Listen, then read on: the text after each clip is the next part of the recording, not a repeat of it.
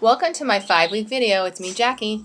After a very long and tragic weekend, I wanted nothing more than to sit down and watch a comedy. Sadly, that wish didn't come true, and I'm here to review two very emotionally charged documentaries that are truly moving, depressing, and eye-opening at the same time. Is that possible? Let's first take a deeper look at the film.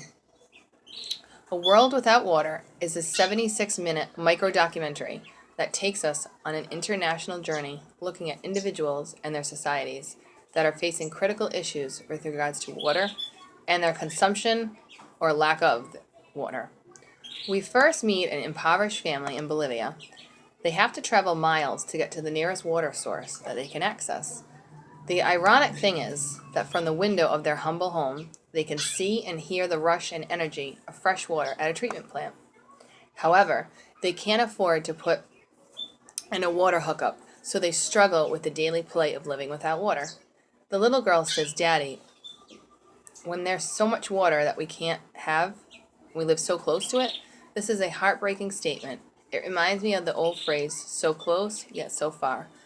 The filmmaker takes another blow towards our emotions when she plays upon the girl not having or keeping any friends because she has no water.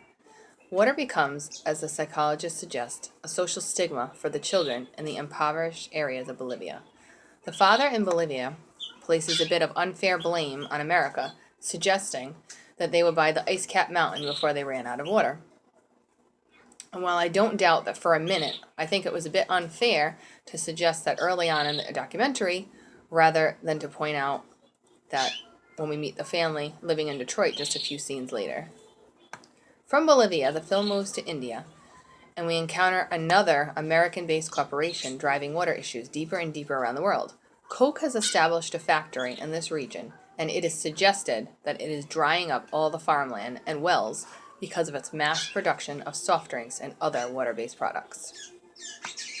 While I think the film is an eye-opener, there is a large amount of blame put on the citizens of the UK and America, who in my opinion may be unaware, as I was, about the huge issue of water in our society.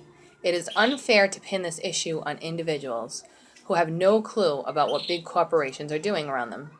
This is an issue that is not prevalent to any individual unless it affects them personally, as we saw with the case of the African American family in Detroit. This poor woman's husband has Alzheimer's, and she was unable to focus on her water bill, so the city shut off her connection. Daily, we see her filling up 20-gallon plastic totes with water just so she can bathe and care for herself and her husband.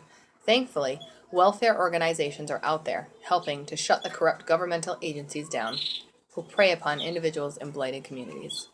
The greatest thing about this film was not seen in the film, but rather in the comment section of the website, where a blogger named Philosophically suggests, is water the issue or is money the issue? Which is a huge point to suggest. So now that making money has poisoned our fresh water, we are forced to use money to buy clean water. It is a vicious cycle, but I think this blogger has made a tremendously good point. Money, corruption, and greed are the issues plaguing our environment today. All of this done because of money. In the second film, Blue Gold, it is interesting to note that this film was created in 2009, several years prior to our first film, Discussio. This is an extremely somber film, brought out by the narrator's depressing tone.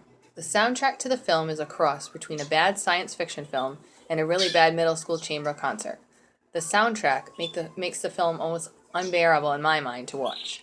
The extremely depressing subject matter was only more depressing because of the narration and the somber tone of the soundtrack.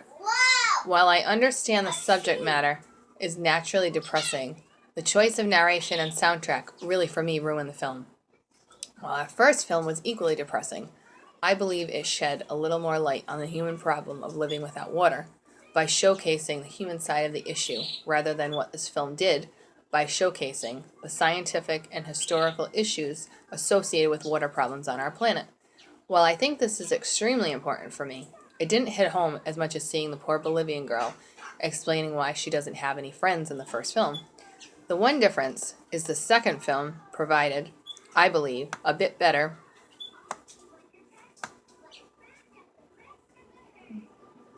than the first film was a solid and concrete solution, Blue Alternative Solutions.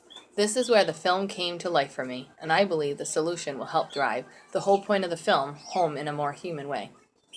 One of the most interesting things that we can truly draw from both films is that money, like the blogger in the first film comments, seems to be the root, if not the fundamental cause, of water issues. In the second film, Blue Gold, we begin to look at the problems Mayan civilizations had, and we begin to wonder how they managed without a modern financial system. And yet to this day, the problems of water still continue in this region. Thank you for watching my film.